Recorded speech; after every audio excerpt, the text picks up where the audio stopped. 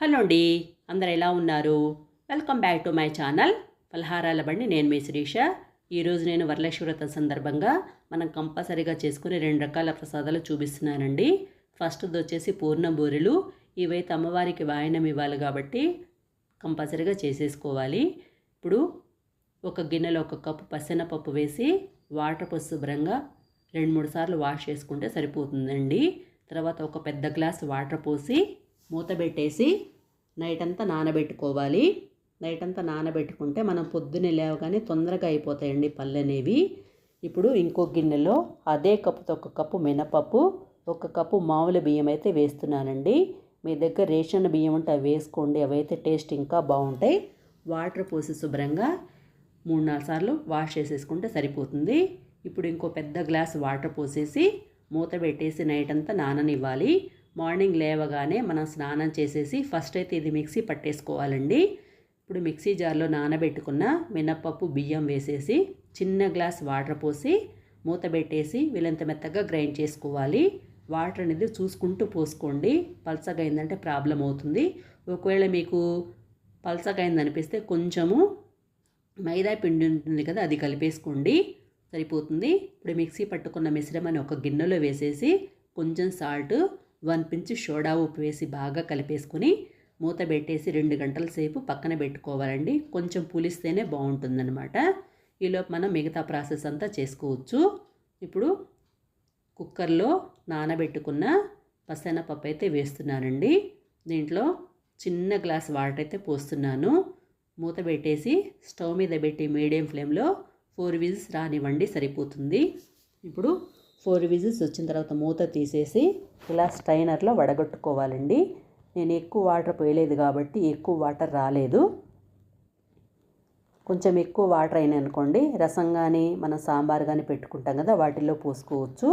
ఎక్కడ వాటర్ అయితే లేకుండా ఈ విధంగా వడగట్టేసుకుంటే సరిపోతుందండి. వీటిని చల్లారిన తర్వాత మిక్సీ జార్లో వేసేసుకుందాము. అయితే తక్కువ క్వాంటిటీ కాబట్టి ఒకేసారి మిక్సీ పట్టేసుకుంటున్నాను. ఇప్పుడు దీంట్లోనే 1 కప్పు తురిమేల బెల్లం అయితే వేసుకోవాలండి. ఇదైతే కరెక్ట్గా ఉంటుంది. కొంచెం తీపి ఎక్కువ తినేవాళ్ళైతే ఇంకొక 1/2 కప్పు వరకు వేసుకోండి.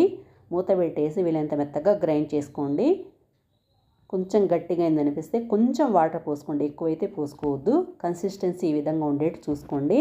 ఇప్పుడు వెడల్పాటి పాన్ని స్టవ్ మీద పెట్టేసి వేడెక్కనివ్వాలి. వేడెక్కిన తర్వాత 2 టేబుల్ స్పూన్స్ నెయ్యి అయితే వేస్తున్నానండి. నెయ్యి కూడా కొంచెం ఎక్కువే పడుతుందన్నమాట. నెయ్యి కాగిన తర్వాత మనం మిక్సీ పట్టుకున్న పచ్చెనపప్పు మిశ్రమం వేసేసుకోవాలి. ఇప్పుడు దీంట్లోనే నేనైతే 3 యాలకులు ఇలా విడదీసి వేస్తున్నాను. మీకు అలా వద్దనుకుంటే యాలకుల పొడి వేసుకోండి, అది మీ ఇష్టం అండి. ఒకసారి బాగా కలుపుకోవాలి.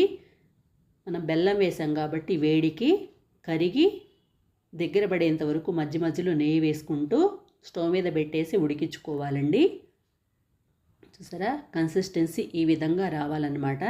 అప్పటి వరకు ఉడికించుకుంటే సరిపోతుంది, దగ్గర పడితే చాలు. ఇప్పుడు ఈ మిశ్రమాన్ని చల్లారనివ్వాలండి.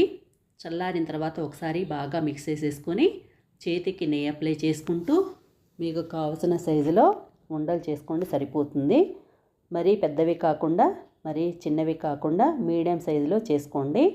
మనం పిండిలో డిప్ చేసి వేసేటప్పుడు కొంచెం ఉబ్బుతాయి కాబట్టి కానీ ఈ సైజులో చేసుకుంటే సరిపోతుందండి. సరే, ఈ విధంగా ఉండలు చేసేసి పక్కన పెట్టేసుకోండి.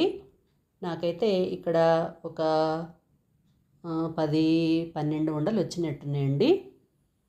మీకు కొంచెం ఎక్కువైంది అనిపిస్తే కొంచెం ఉంచేసి మనము బొబ్బట్లు కూడా చేసుకోవచ్చండి. గోధుమ పిండితో బొబ్బట్లు ఏ విధంగా చేసుకోవాలనేది నా ఛానల్లో ఉంది, ఒకసారి చూడండి.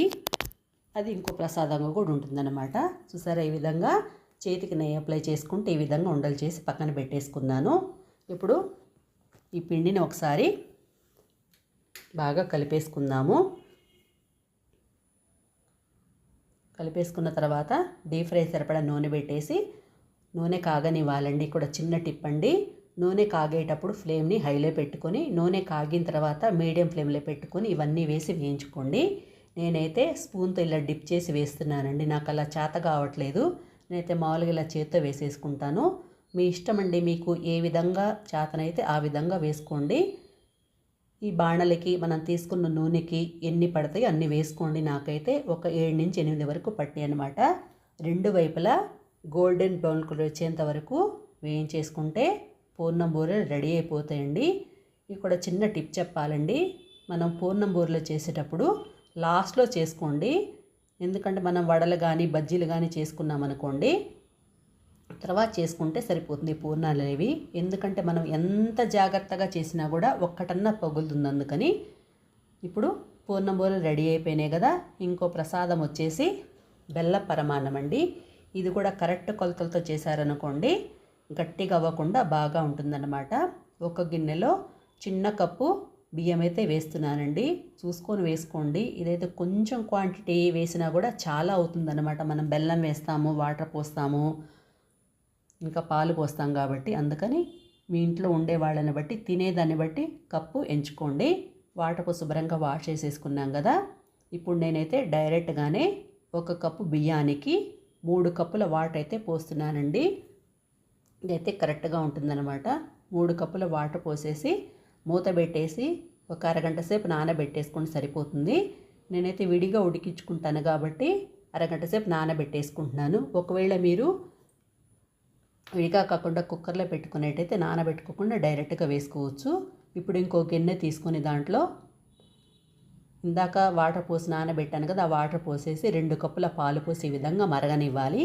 ఇప్పుడు దీంట్లో 2 టేబుల్ స్పూన్స్ నానబెట్టుకున్న పచ్చెనపప్పు కూడా వేసుకోవాలండి. పచ్చెనపప్పు కూడా ఒక హాఫ్ అన్ అవర్ నానబెట్టుకుంటే సరిపోతుంది. దీంట్లో ఇందాక మనం నానబెట్టుకున్న బియ్యం ఉన్నాయి కదా, అవి కూడా వేసేసుకుందాము. వాటర్ ముందే పోసేసాను కాబట్టి ఇంకా వాటర్ పోయాల్సిన అవసరం లేదు. ఒకసారి బాగా మిక్స్ చేసేసుకొని అన్నాన్ని ఉడకనివ్వాలండి. ఒక 5 నిమిషాలు అయితే ఉడికిపోతుంది. మధ్య మధ్యలో కలియబెట్టుకుని ఉండండి, లేదంటే అడుగంటిపోతుంది అన్నమాట. చూసారా, ఈ విధంగా ఉడకాలి. మీకు ఇలా మధ్యలో ఇలా పట్టుకొని చూడండి, ఉడికిందో లేదో అర్థమైపోతుంది. ఇప్పుడు వంట బాగా వచ్చిన వాళ్ళకైతే అది చూడగానే అర్థమైపోతుంది. ఇప్పుడు మీకు తెలియదు అనుకోండి, ఈ విధంగా పట్టుకొని చూస్తే చూసారా ఏ విధంగా ఉడికిందో. ఇప్పుడు మనం 1.5 నుంచి 2 కప్పుల వరకు బెల్లం వేసుకోవచ్చండి. ఇక్కడ ఇంకో చిన్న టిప్ చెప్పాలండి, అన్నం ఉడికిన తర్వాత మాత్రమే బెల్లం వేసుకోండి. అన్నం ఉడకకుండా వేసుకున్నారనుకోండి, బెల్లం అనేది వేస్తే అన్నం ఉడకదు. అదన్నమాట. ఆ టిప్పు ఫాలో అయిపోండి, సరిపోతుంది. 1.5 వేసాను కదా, మీకు కావాలంటే ఇంకొక హాఫ్ కప్పు కూడా వేసుకోవచ్చు.